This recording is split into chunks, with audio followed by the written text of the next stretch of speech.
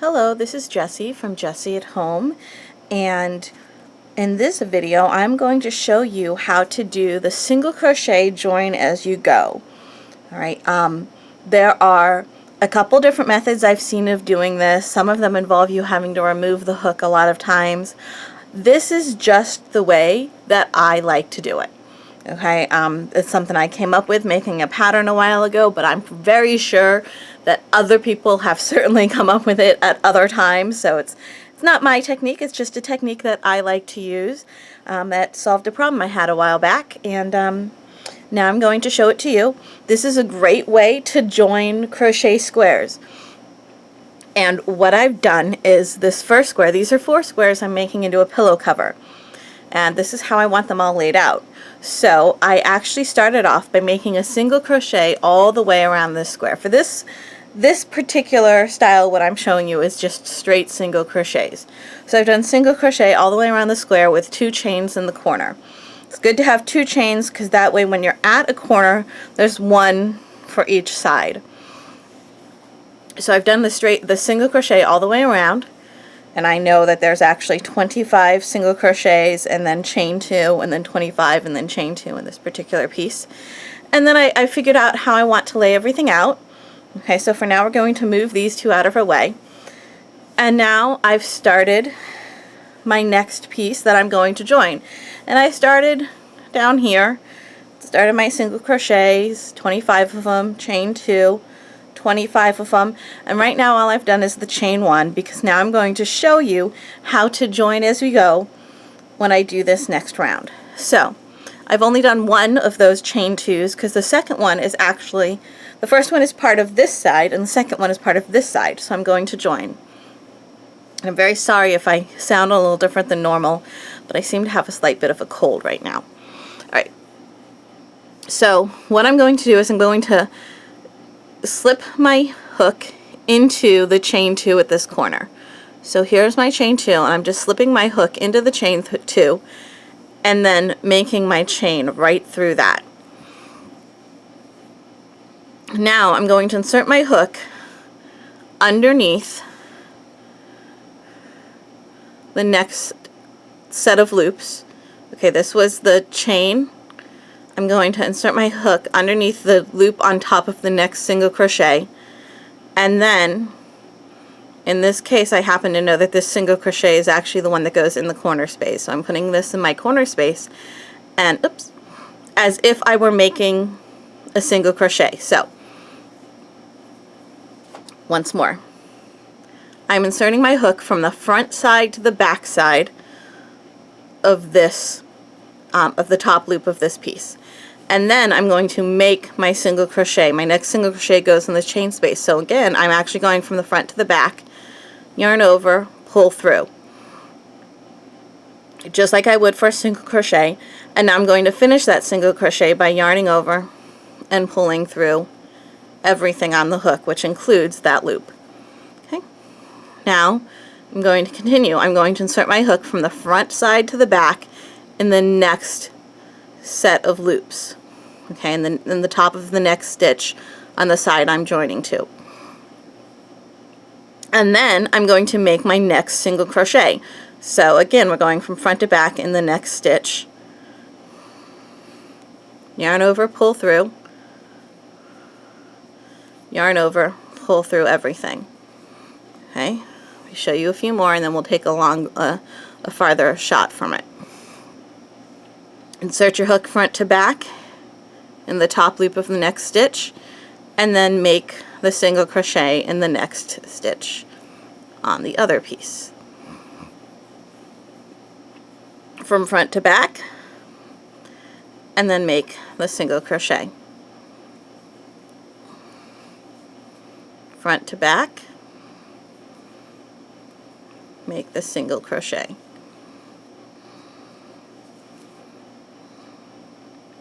Front to back, single crochet. Okay, so let's kind of take a long shot here. And you can see, let me just take the hook out, it's not in the way. It makes this little ridge. Okay. I like this little ridge.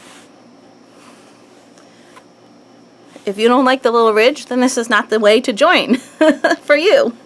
But I like this little ridge. The really fun thing is if I had done this in one color and this in a different color, they would crisscross right here. So if this was in color A and this was in color B, this little line would be in color A and this little line would be in color B.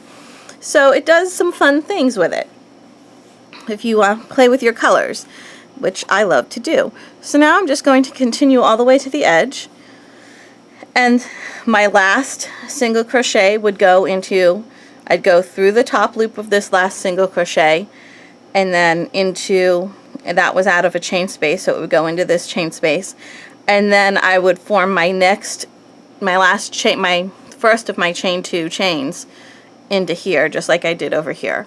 And then I would just finish this off the same way I did before.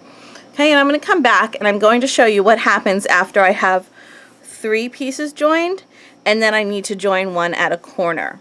Okay, so I'll come back and I'll show you what happens with the corner.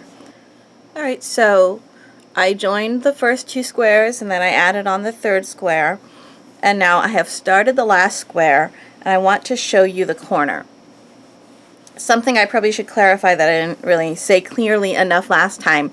I know I told you with this off-white round, it's chain 2 at the corner, and there's 25 single crochets, chain 2 corners, 25 single crochets. The pink row, the pink round at the edge of the square is 23 single crochets, chain 2, 23 single crochets, chain 2. So the off-white, the cream here, in each chain 2 corner, I'm working single crochet, chain 2, single crochet, then single crochet in each of the 23 stitches, single crochet, chain 2, single crochet in the corner.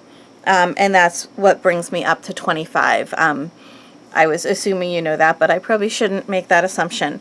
So that's why that last single crochet on the pink that goes into the pink was going into the chain 2 corners. Now I'm going to work the rest of the way to this corner and show you the corner. You can probably figure it out yourself, but I'm just going to show you anyway. So just like before, we insert from front to back into the top of the next stitch, and then we make our single crochet into the pink part. Insert from front to back in the top of the next cream stitch and make our single crochet into the pink. I'm falling off the screen, aren't I? It's getting harder to hold. Alright, so we're going to keep on making these single crochet joins. I'm trying really hard to stay on the screen. Maybe I shouldn't have left so many to do. Alright, we're almost there.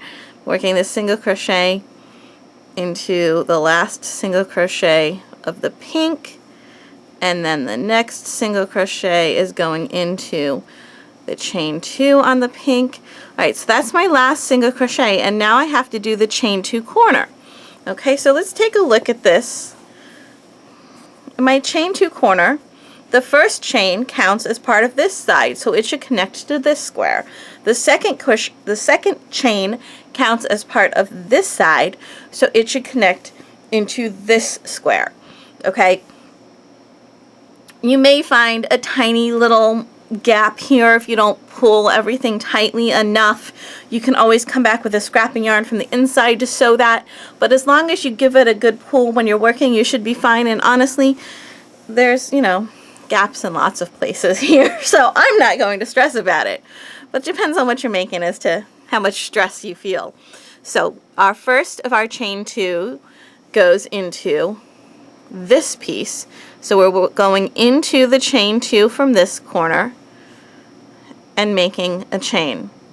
The second of those chain 2s goes into this piece, so I'm putting my hook from front to back into the chain 2 corner on this piece. Okay, let me show you that up here. Into the chain 2 corner on this piece, making sure that I don't loosen everything up, and making that chain. Okay. You can always kind of pull it tighter once you've made it, if you find that the weight of everything is loosening you up. And now we're going to start our next single crochet. Now, because of what we just did, if I put my hook straight back in here and make my next single crochet, it's not joined quite so much because I already had my hook in there. Okay, so this one would pull through a little bit. Now it'll get caught when I make the next one. Alright, let me show you that a little closer here. Actually, I think I'm just going to hit the zoom button rather than trying to lift this up. I get lots of pull when I lift it up. Okay. My yarn is already coming out of the chain 2 space. So if I just put my hook back in through it again, I'm going back in through the same spot I was at before. And that, you see how that stitch isn't really attached to anything. I'm not going to stress about it because my next stitch will attach. But if that is for whatever reason giving you a hard time, you could always, instead of just putting it through the chain 2 space, you could always catch the bottom loop of this last chain. So you could catch it. It's almost easier to show you from the other side.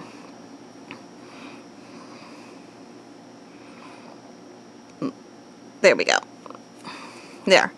You could catch the chain like that if you're getting a little worried about this first single crochet not being anchored into anything. Now it will be anchored into that chain. Okay, but like I said, I normally wouldn't do that because the next stitch is going to anchor itself into here. So, you know, why worry? Oopsie. But I just figure before I have to answer a question in the comments section, I will let you know. So now I'm going to continue just as I had been doing before. Alright, and we're going to continue this join all the way to the end of this row, ending with joining the first of the two. I zoomed out, ending with the joining of the first of the two chains on this corner. Sorry, that was a rather quick zoom. Turning my corner, finishing off over here, and then this entire front of this pillow cover that I have made here will be joined. So hopefully all of that has given you some help on how to make a join as you go with your single crochet. There is absolutely no reason why this would not work with a half double crochet, a double crochet, a treble crochet, pretty much any crochet stitch. It will work because you're just going into the top of the stitch. So what happens below that very top loop really does not matter. Okay, so it will work with pretty much any stitch. It's just in this particular instance I was using the single crochet. And yeah, I have a little bit of waviness going on here, but that's not the problem of the join. That's the problem of I'm joining sides to tops and sides to bottoms, and it's just the way the grain of my little squares are going, and once it's all put together, you can already see it came out a little bit. Once I block it, everything will be fine. This particular join, I really love it. It does, I don't tend to get it perfectly even. Almost always the side that I'm working, the second side that I'm working when I do my join, okay, this side that I'm working right here, tends to show more here. Like you can see, the ridge is kind of pushed this way. I don't know if it's my tension, I don't know. Honestly, it doesn't bug me. It's art. Crochet is art, so I'm good with it. I like it. I meant for it to be that way. It is all good. So there you have it. I hope that was helpful to you, and have a great day.